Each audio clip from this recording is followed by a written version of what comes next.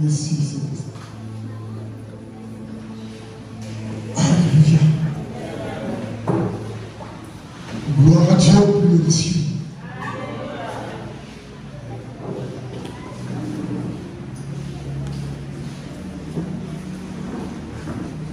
Que Jésus soit glorifié au plus haut des cieux. Aujourd'hui, c'est une prédication. C'est une prédication. Alléluia.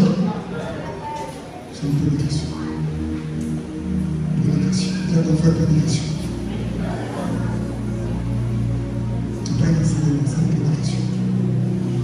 L'Esprit a changé mon message. Alléluia. Ce que je voulais prêcher, j'ai senti un changement. J'ai répondu. Mon esprit est allé sur le prophétique. Je voulais parler du prophétique aujourd'hui. Dans une autre dimension. Et ça a changé. Alléluia. Dis à ton frère, mon présent ne détermine pas mon futur. Mon présent ne détermine pas mon futur. Alléluia. Lisons la parole du Seigneur dans le livre de Juges, le chapitre 11, à partir du verset 1er.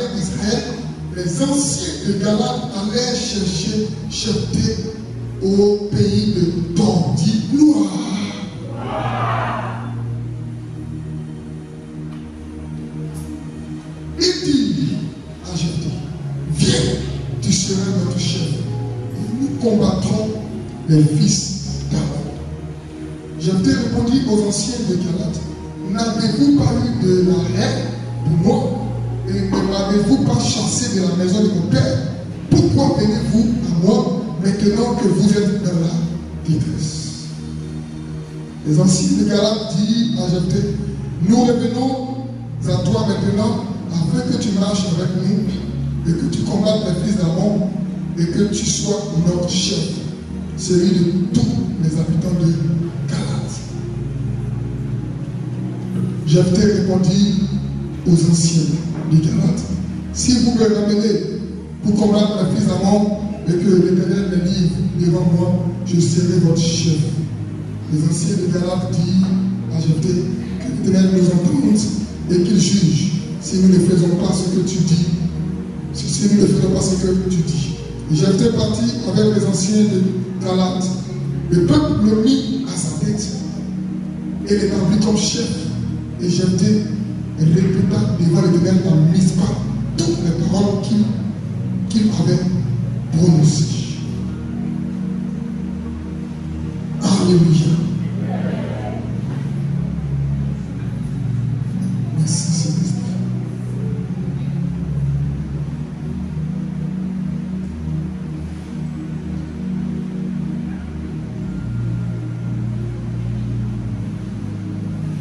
Verset 29.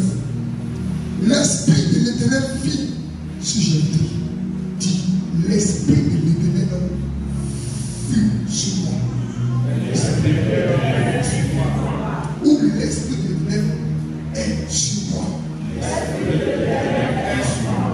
Alors, il traversa Galate et Manassé. Il passa à Mitzpé de Galate et de Mitzpé de Galate. Il marcha contre les fils d'Ammon.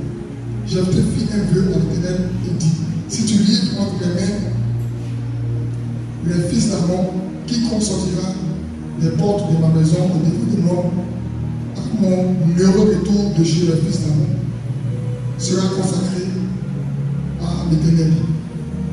Et je l'offrirai en holocauste. Jephthé marcha contre les fils d'Ammon et l'Éternel les livra entre ses mains. Gloire. Il leur fit éprouver une très grande défaite depuis Aroër jusqu'à Minit, espace qui renfermait 20 villes, et jusqu'à Abel Kéramim. Et les fils d'Ammon furent humiliés devant les enfants d'Israël. Acclame la parole du Seigneur.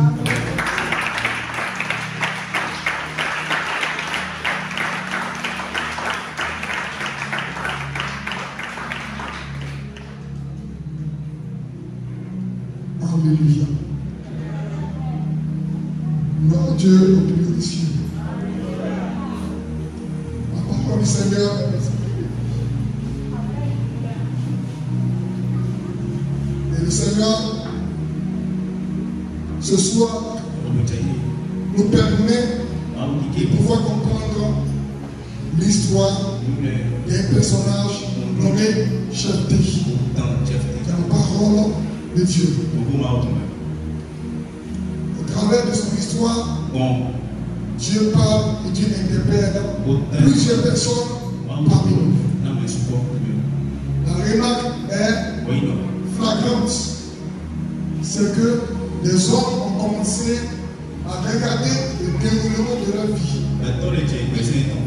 le cheminement de leur vie, et à partir de ce qu'ils ont constaté, ils ont commencé à avoir un esprit de doute, un esprit d'incertitude, un esprit de crainte, un esprit de peur, parce qu'ils voient que le présent est menaçant, que les choses ne tournent pas en leur faveur, que ce qu'ils constatent n'a rien à voir avec ce qu'ils avaient projeté.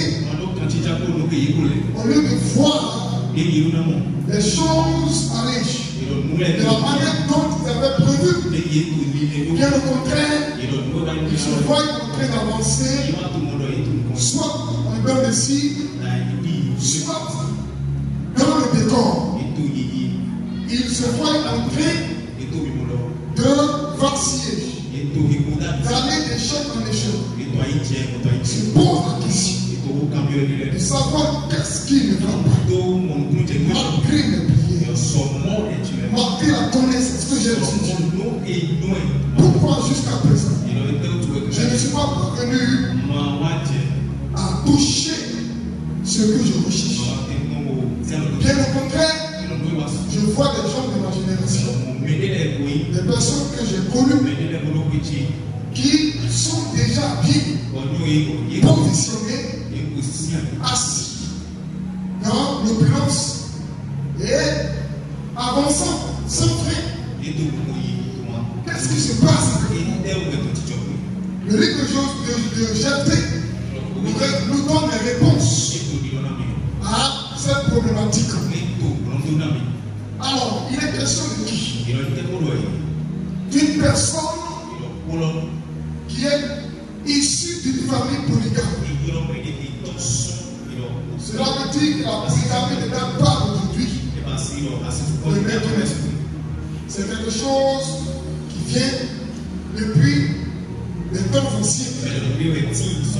Alors, Jephthé a un père qu'on appelle Galate. Et le père a une femme légitime. Le père a une femme honorable. Une femme légale. Une femme qu'il a mariée. Vraiment, Dieu ne dévoile de son. Mais à un certain niveau de tentation, il est allé se mêler à une prostituée. Si c'était même une femme simple, on aurait compris. C'était une femme simple, on aurait compris. Mais on dit une femme prostituée. On ne sait même pas combien de personnes cette femme a connu. Alléluia. Ça peut être des centaines de personnes. Ça peut être 200 personnes. Ça peut être 300 personnes. Ça peut être même des milliers de personnes.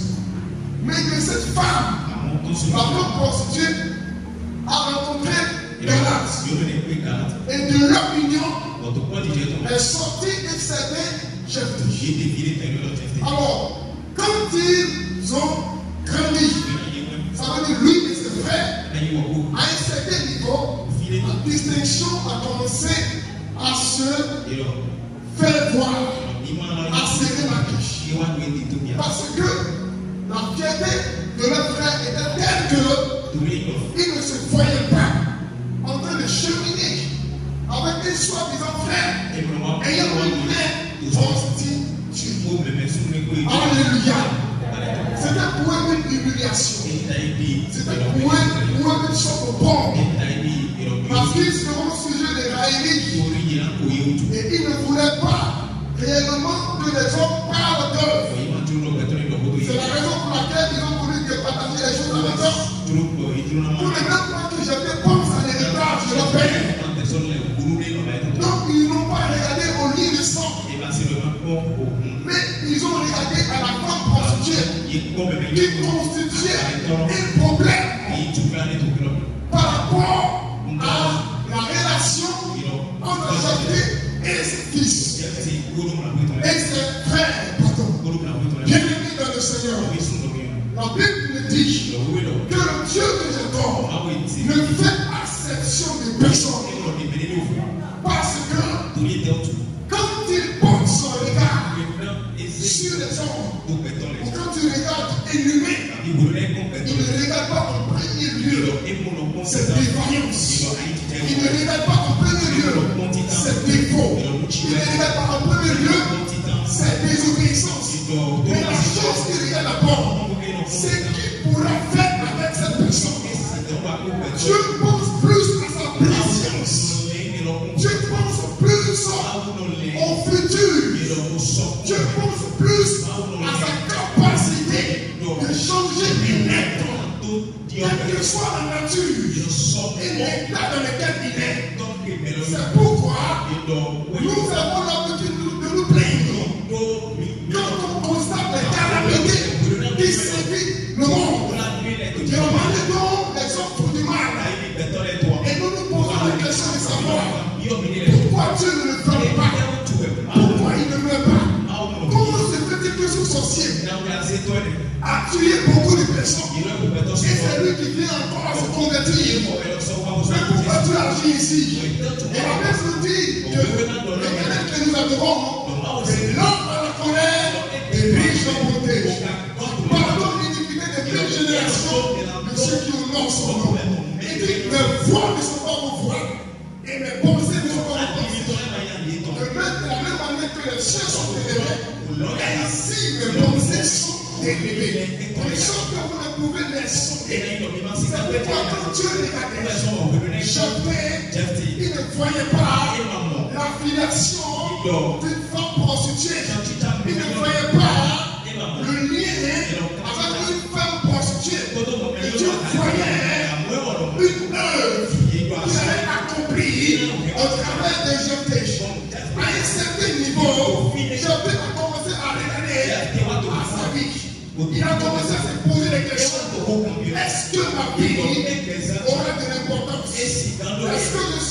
Parce qu'un jour, les hommes vont me considérer. Mon frère, ma soeur, tes pensées n'ont rien à voir avec la volonté de Dieu. Parce qu'avant que tu naquisses, avant que tu ne sortes du sein de Père, Dieu te connaissait.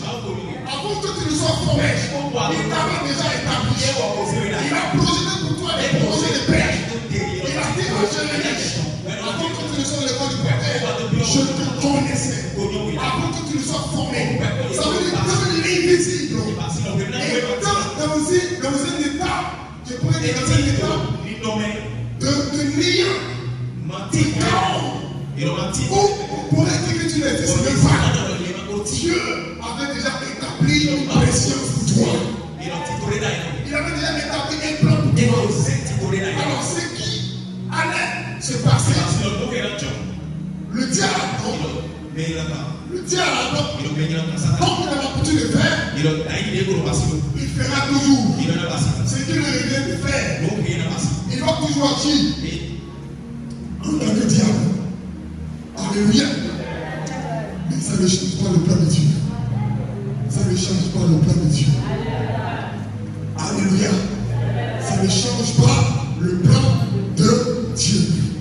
Alors, pour les personnes qui ont regardé avec les yeux charnels, ça vu un certain Jephthé sorti d'une famille où un homme a connu sa mère en tant qu'une prostituée. Ça veut dire que c'est déjà un état dégradant. C'est un état humiliant. Il n'y a pas ce curriculum vitae que Jephthé il a déposé dans une entreprise pour avoir le talent. Et il sera reçu. Parce que les hommes de part et d'autre l'ont déjà indexé. Ils ont déjà fait son alléluia, son réparation. Ils ont déjà parlé de lui, part et d'autre. On a déjà démonté à cause de ce problème. Le fils d'une prostituée. C'est un problème à lui. Jephthé déambulait. Jephthé se promenait. Je disais peut-être que je ne pas aussi. Il regardait son n'est pas présent. De même manière, alléluia, tu regardes ta vie. Peut-être que tu n'as pas de diplôme. Peut-être que tu as un diplôme. Mais le diplôme n'a pas été classique. Le diplôme n'a pas été pris en compte. Peut-être que tu es devant une situation qui te semble à une confusion. Ou tu es devant un carrefour. Et tu ne sais même pas quel chemin. Prends le chemin du septentrion. Tu me dis de la route. Tu ne sais même pas quoi faire. Tu marches. Tu t'avances. Mais sans vision. Tu dis bonjour le jour. Comme Jephthé. Et quand nous lisons le début de l'histoire, avec nous dit quoi? Jephthé était un vaillant héros. Dis je suis un vaillant héros. Je n'ai pas entendu cela. Je n'ai pas entendu cela. Je n'ai pas entendu cela. Dis je suis une personnalité. Je suis une personnalité. Vous savez ce qui s'est passé? Avant même que on ne voit l'action de Jephthé, avant qu'on ne voit les actes de Jephthé, avant qu'on ne voit les victoires de Jephthé, le narrateur ou l'écrivain l'a qualifié de vaillant héros. Ça veut dire que ce que tu es, même si ça n'a pas encore été manifesté, cela est déjà péché. Dieu l'a déjà mis dans ton sang. Cela ne concerne pas tes échecs. Les échecs que tu vis ne déterminent pas ta condition spirituelle. Ce que Dieu a préétabli, prévu, programmé depuis des temps anciens pour avoir que tu te naisses, c'est ce qui caractérise ta vie. C'est ce qui caractérise ta vie. Alors si tu regardes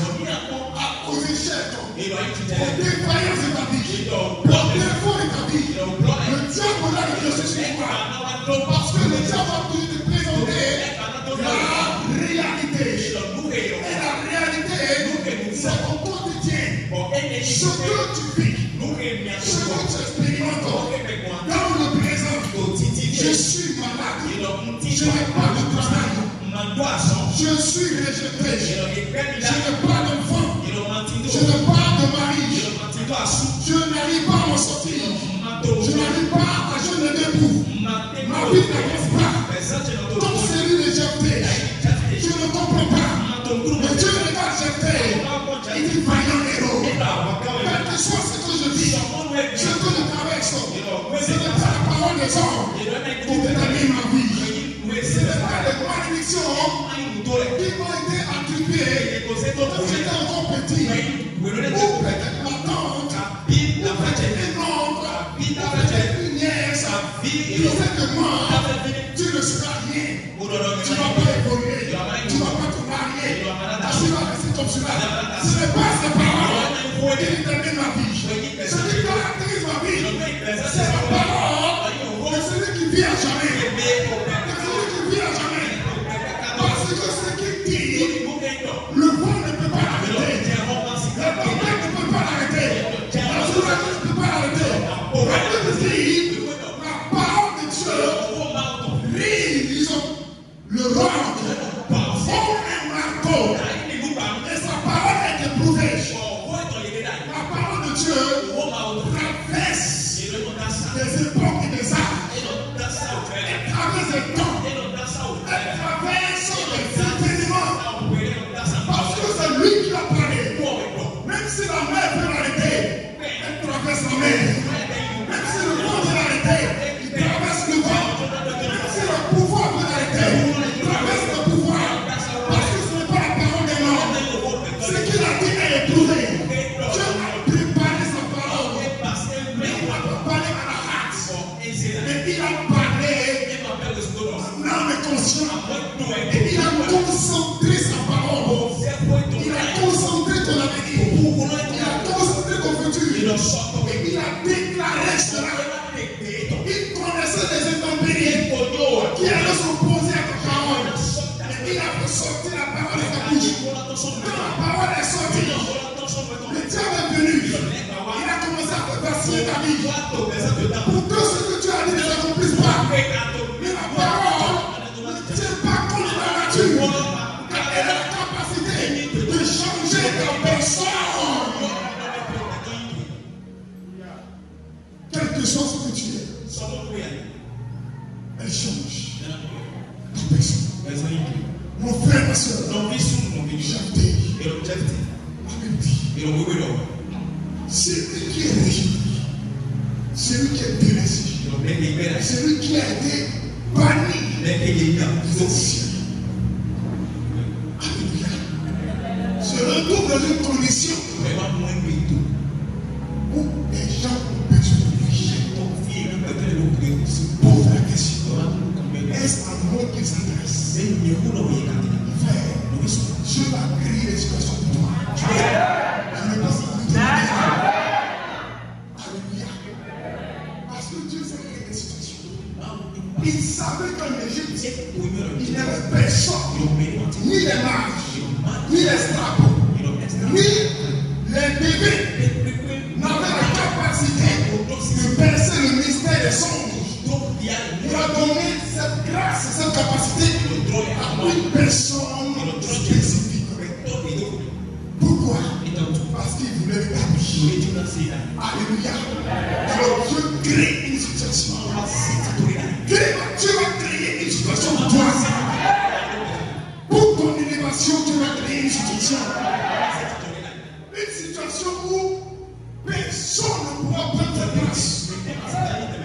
Personne ne pourra élever ce défi. On aura besoin que de toi seul.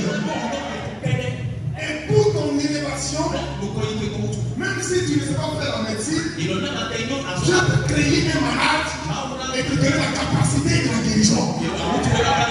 Dieu, alléluia. Vous savez, je ne vous ai fait pas de souhaits.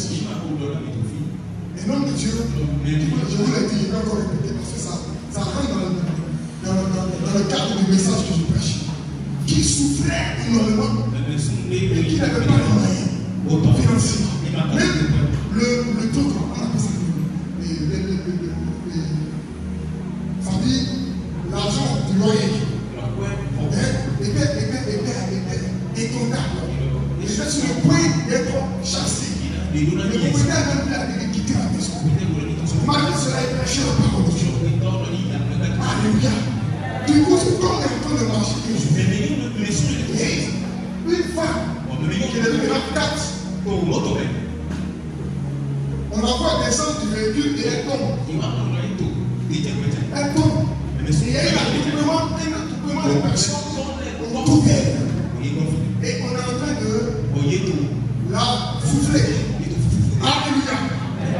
Dieu vient de créer une circonstance à cause de son serviteur. Parce que il veut le bénir. Il sait que dans l'entourage, personne n'a cette capacité. L'homme de Dieu, l'esprit le conduit au niveau de la foule. L'esprit lui dit, va prier pour cette femme. Et là, il voit une femme qui est couchée, on est en train de la souffler. Il dit, en même temps, les gens disent, est-ce qu'il y a un pasteur ici? Dieu veut mettre dans l'esprit des gens. Alléluia. La nécessité des pasteurs. Il y a des pasteurs ici. Il est jeune pasteur, oui pasteur. Priez pour cette dame. L'homme de Dieu commence à prier pour elle. Et quand il finit la prière, la femme se lève. Et elle regarde tout le monde dans un étonnement. Elle est surprise de voir ce qui vient de se passer. Du coup, elle demande qu'est-ce qui s'est passé. Elle dit, regarde, vous avez piqué une crise. Vous êtes venu connaissance. Et c'est ce homme-là qui est venu prier pour vous. Et vous êtes revenu. Vous êtes retrouvé. Et là, il dit, vous vous appelez comment, monsieur? Il a dit, je m'appelle pas. Automatiquement. Vous allez le faire automatiquement. Vous allez le faire tout à coup, souvent plus que moi. On le signe un chèque de 6 millions.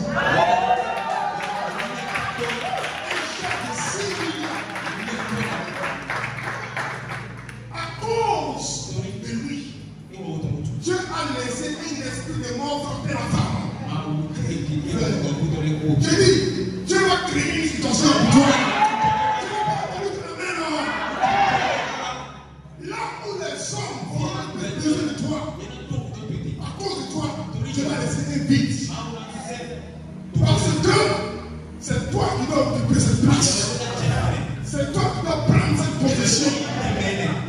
C'est la raison pour laquelle cet homme, non seulement il a payé toutes ses dettes, mais il n'a plus encore de problème d'argent dans sa vie.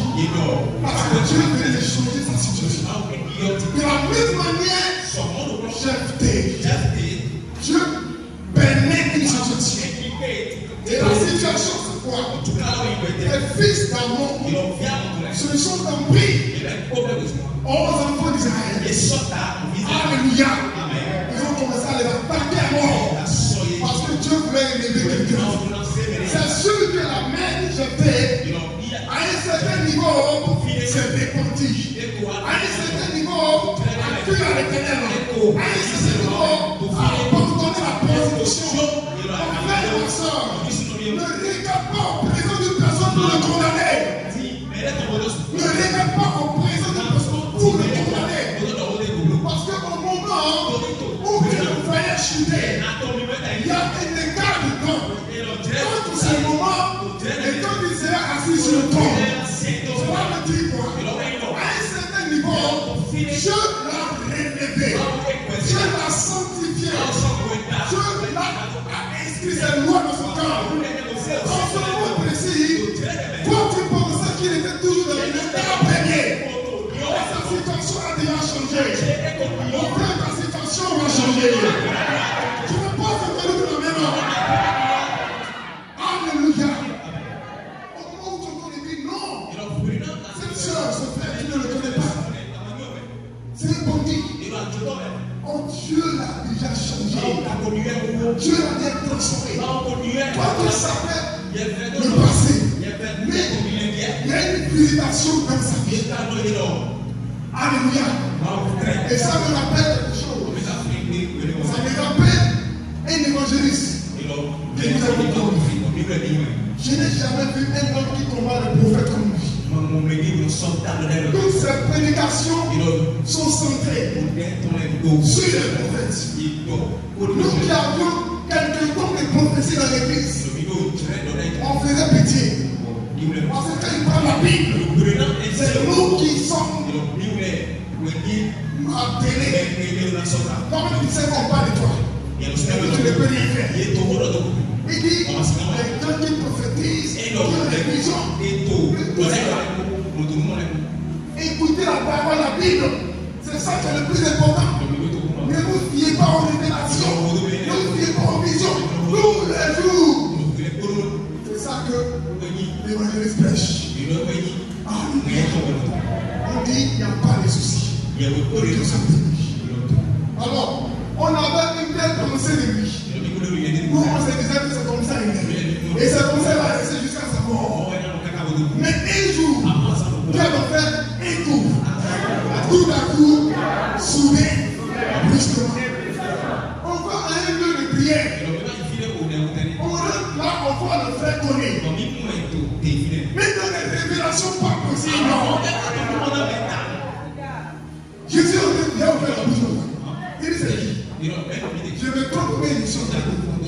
Mais c'est le frère Jumeau de Koné. L'esprit me dit ceci. Une personne ici. L'esprit me dit ça. L'esprit me dit ça. Mais la salle est gâtée. Mon frère. Mon frère. On avait condamné. Mais on ne savait pas que dans la présence de Dieu, il devait passer par l'état de l'incrédulité. C'était un cheminement. Et il y a des faits qu'on ne savait pas. Il y a des faits que tes ennemis ne savent pas.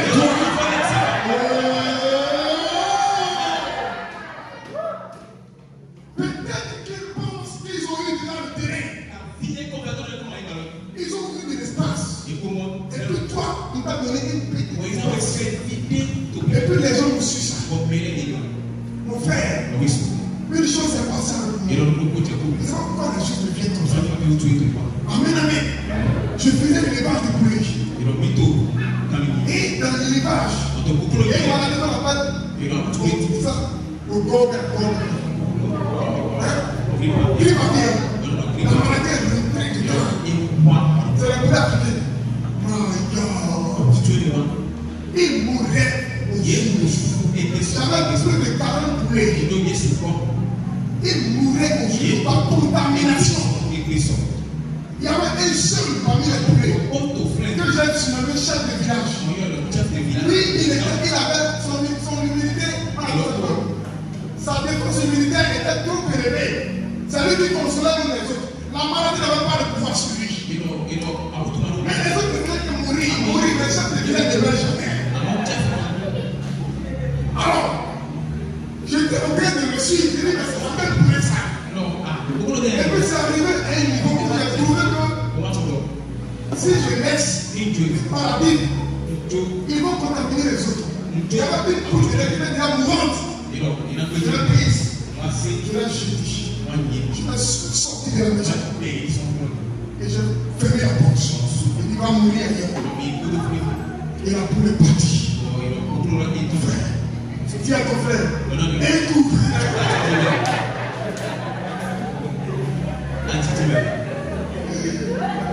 Vous connaissez la paix déjà.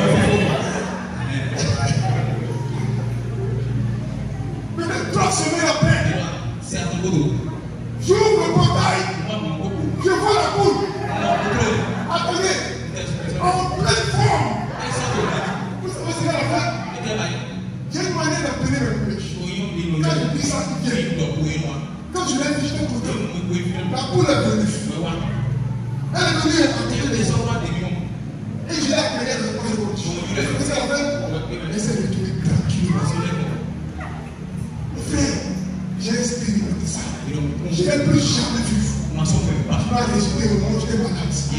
Mais Dieu m'a guéri. Frère, personne ne pensait qu'elle pouvait vivre. Elle est revenue, je l'ai vue. Il s'est passé ma poule. Je pensais qu'elle revenait vers moi. Je ouvrais mes bras. Elle a dit jamais. J'ai un nouveau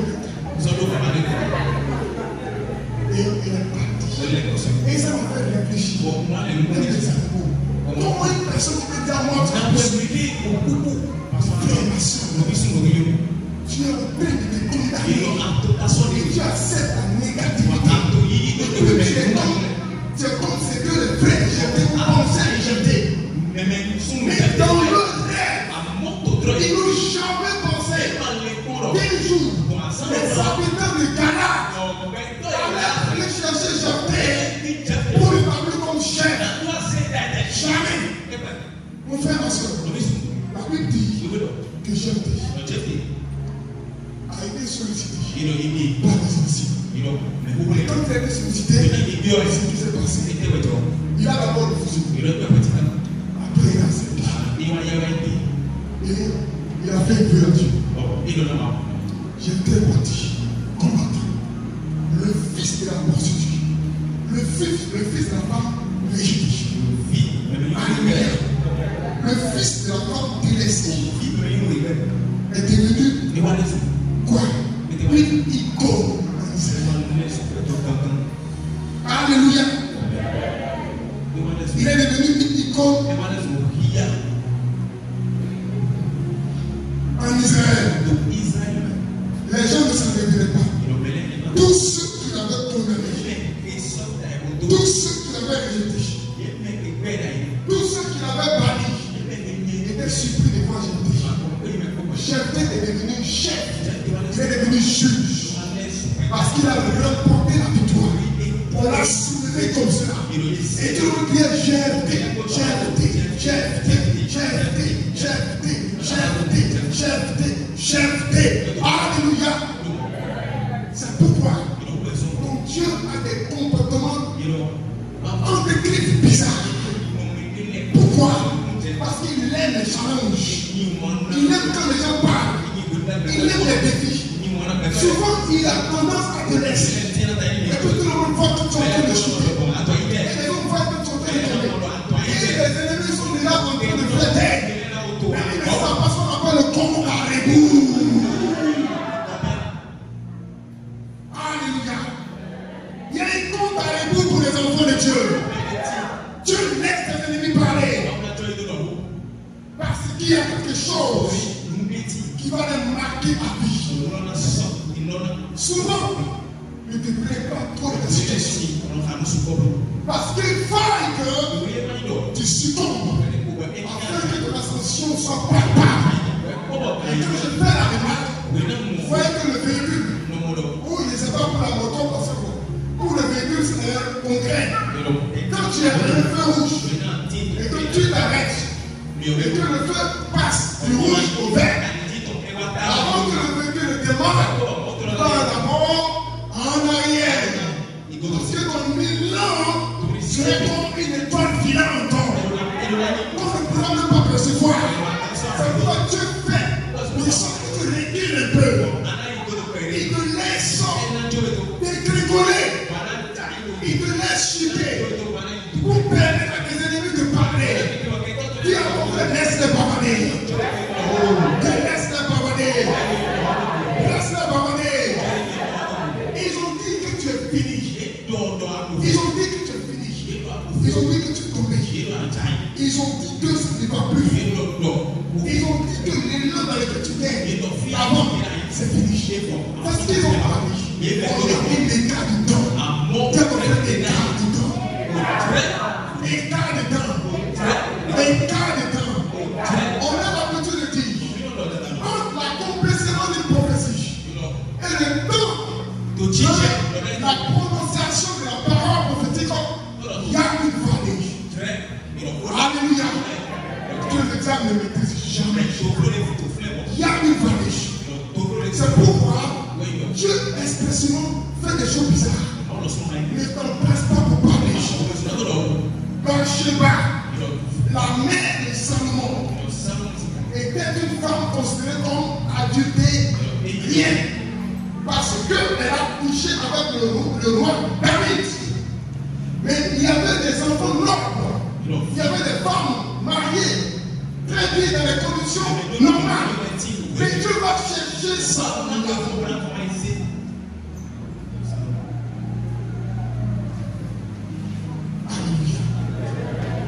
Dis à ton frère, ne sois pas plus sage que la sagesse. Ne sois pas plus sage que la sagesse. Parce que Dieu a des comportements bizarres. Il n'est pas dans la logique. Il n'est pas dans le rationnel. Il fait des choses qu'on ne comprend pas. C'est pour que les gens parlent. Parce que si tu vas prendre une personne, une femme déjà mariée, qui est dans pas dans les conditions normales, il y a une bonne éducation. Mais Salomon, alléluia, Fatou, parce que va passer à lui. Voici la femme qui va tomber le roi de la Bible. Voici la femme qui va tomber le roi de la Bible. Voici celle pour laquelle lui a été tué. Oh, elle passe partout au marché. Dieu frappe le premier enfant. Tout le monde pense que c'est fini. Ouais. Quand elle arrive à marcher, elle s'assoit pour manger en quitte. À côté. Elle s'assoit à côté de toi. Elle est contaminée. Mauvaise femme, mauvaise, maudite. Elle la quitte. Marche pas. Et était dans le deuil.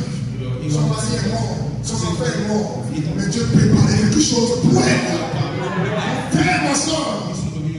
Dieu a écrit une écriture dans le ciel que même les archanges et les entités spirituelles ne pouvaient effacer. Et cette écriture dit que toi sortira un fils. Il sera de la sémence de David. J'ai regardé à toutes les personnes et j'ai vu en toi une personne capable de porter un enfant de gloire. Celui qui s'assera sur le trône de Juda, le trône de David, où va naître le Messie Yoshua HaMashiach. Alors, il va sortir, ne fâchez pas, et Dieu parle.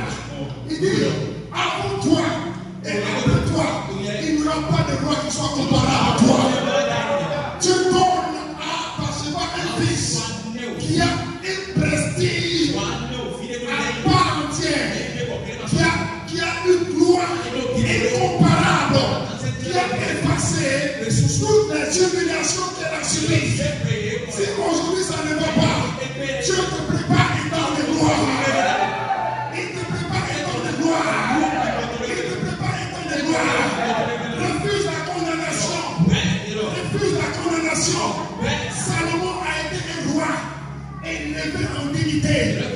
De sorte que ce roi-là, les hommes venaient de part et d'autre pour contempler cette sagesse. Car il disait des mystères et des mystères et des mystères. Mais il était sorti d'une femme rejetée. Ta vie et ta condition présente ne déterminent pas ton futur. Dieu est en train de préparer quelque chose. Le diable a détruit, le diable a démoli, le diable a enterré, le diable a cimenté, le diable a fermé. Mais le Seigneur va casser le ciment. Il va briser le ciment. Et de ta position, il va provoquer ce qu'on appelle la résurrection. Tu vas sortir de terre. Mais non seulement cela, il va te faire asseoir sur le trône de gloire. Afin de confondre tes ennemis à un certain niveau. Laisse-les parler. Et reste dans le silence. Reste dans le silence. Ce n'est pas toi qui vas te justifier. Dieu, le juste juge, va te justifier. Et la justification, ce n'est pas par les paroles. Dieu ne va pas dire, mon fils a fait ça. Ma fille n'a pas fait ça. Dieu ne parle pas beaucoup. Il parle par des actes. Il parle par des actes. Il parle par des miracles. Il parle par des prodiges. Il parle par des signes. Dieu va accomplir des signes dans la vie. Et tes ennemis vont fermer la bouche. Frère, ma soeur, cherté a été établi juge en Israël. C'est pourquoi, quand vous lisez la parole du prophète Isaïe, dans Isaïe chapitre 62, verset 4, il dit, on ne te nommera plus délaissé. On ne nommera plus ta terre désolation, mais on t'appellera mon plaisir en elle. Et l'on appellera ta terre épouse, car l'Éternel met son plaisir vie en toi et ta terre aura un époux. Chaque jour que Dieu fait, dis je suis un enfant béni. Oh, je suis un enfant béni. Je suis un enfant béni. Je suis un enfant béni. Frère, il y a des choses nous les tu ne comprends pas. Est-ce que vous savez que Jephthé, de par la condamnation dont il avait été l'objet, il ne s'est pas laissé faire. Il n'a pas accepté cela. Il s'est entraîné dans son esprit. Il avait des rêves. Et dans ses rêves, il se voyait comme un guerrier. Alléluia. Mon frère, Jésus a dit quoi? Oh, paralytique, dans ton lit, lève-toi, marche. 35 ans ou 33 ans, je me souviens, de paralytique, couché au niveau de la piscine de Siloué. Que puis-je faire pour toi? Seigneur, depuis je suis là. C'est là que je descends. Personne ne s'occupe de moi. Je ne sais même pas comment je vais. Prends ton lit, c'est ton bouche. Le paralytique se lève et il constate qu'il commence à marcher. Mon frère et soeur, dis à ton frère, commence à lever. Commence à lever. Commence à lever. Mon frère, tu ne comprends pas ça. Je suis le prophétique. Amen, amen. Ce que tu penses, toi, de ce que tu veux, commence déjà à poser des actions qui vont dans ce sens. Comment déjà, ça veut dire, imagine quelque chose. Écoutez, c'est que c'est des œuvres que je dois. Je vous dis que des choses terribles se font, même dans le prophétique. Une femme ne pas peut-être concevoir et dans son esprit, elle se confesse. Alléluia. Et cette femme l'a reçue de lui. Elle prend un chiffon, elle met là, elle comme un enfant. Et elle commence à marcher. On va penser que c'est la folie. Elle prépare la chose bien. On a regardé à tout. Seigneur, oui, je suis enceinte. On n'a pas d'enfant de façon papa. Mais elle a fait cela de façon prophétique. Alléluia. Peut-être que le lieu où tu veux vendre, il n'y a pas de garage. Alors, il n'y a pas de. Il n'y a rien comme marchandise. Mon frère, ma soeur, rien comme marchandise. Mais la boutique est là. Il y a rien. Va, tu t'assois dans le lieu. Puis ton Dieu te reçoit. Tu fais comme si ton Dieu est vendre. Remercie Dieu pour tout ce qu'il a déjà mis dans la boutique. Parce que tu es en train de rêver. Mais tu es assis à la maison. Mon capital est là. Je sais comment on fait. Je suis en train de penser. Tu n'es pas dans le prophétique en vrai. Tu n'es pas dans le prophétique. Le prophétique, c'est action. Il pose des actions. Le prophétique pose des actions. Le prophétique ne voit pas les choses. Mais il sait que la chose y est. La chose est dans l'invisible. Et ça doit devenir visible. Par ma foi, je dois saisir cela et l'amener à l'existence. Et pour cela, je ne dois pas m'asseoir pensant que c'est une fille en soi et attendre à ce que Dieu le fasse. Dieu doit voir en moi que je suis en train de matérialiser mon rêve.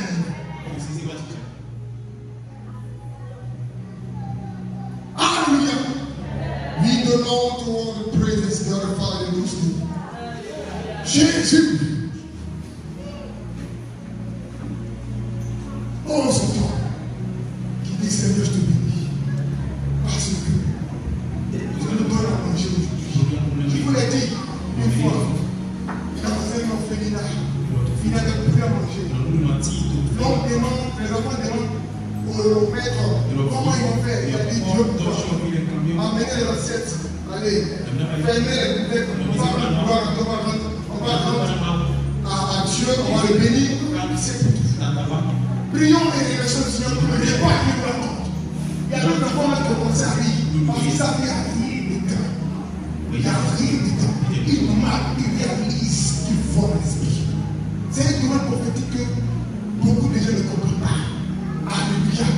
Vous savez que Jean-Baptiste a été préparé dans le désert. Amen, amen. Il n'y a personne dans le désert. Dieu l'a amené dans le désert pour pouvoir matérialiser le prophétique. Elle a quitté le désert dans la ville. Parce que dans le désert, il imaginait une foule de personnes. Il voyait des gens. Il imaginait, il voyait. Je le dis, c'est pas parce qu'il y a personne comme imaginez-vous. Quelqu'un qui prêche dans le désert. Alléluia. Il y a personne, par exemple, répondez-vous. La colère de Dieu arrive. Mais est-ce que niveau, tu vas se dire, je parle à qui? Mais il va parler. Parce que Dieu le prépare. Il a besoin de matérialiser le prophétique. Alléluia. Dis à ton frère, je matérialise mon rêve. Je dois matérialiser mon rêve. Je dois matérialiser mon rêve. Je viens sur le ventre de ma femme. Je touche au ventre. Alléluia. Je dis Seigneur, je te bénis. Oh, je donne des bisous sur le ventre. Pour l'enfant, tu m'accordes. Merci Jésus. Pour ce enfant, que ton nom soit béni. Mon frère, c'est plus terrible que la prière de nuit. Parce que tu es en train de voir le miracle en train de venir. Et quand tu vois cette foi, il est obligé de réveiller son enfant. Alléluia. Je te dis, mon frère, ma soeur, quand tu crois que Satan est en train de prendre le terrain, c'est en train de se compris. Alléluia. Les hommes violents, comme Jephthé, qui ne s'est pas laissé condamner par la condamnation de ses frères, mais qui se tenait, qui se disait, et je serai chef, je serai juge. Dieu l'a accompli. C'est pas.